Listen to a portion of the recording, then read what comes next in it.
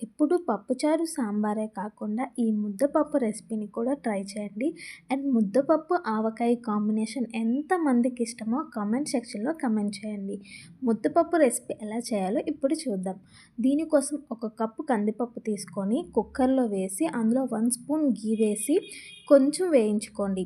అది కొంచెం వేగాక అందులో తగినంత వాటర్ వేసి కొంచెం పసుపు అండ్ ఉప్పుని కూడా వేసి మూత పెట్టి 5-6 విజిల్స్ వచ్చేంత వరకు పెట్టుకోండి. ఇప్పుడు ఉడికిన పప్పును తీసి బాగా స్మాష్ చేసుకొని ఒక గిన్నెలోకి దాన్ని ట్రాన్స్ఫర్ చేసుకోండి.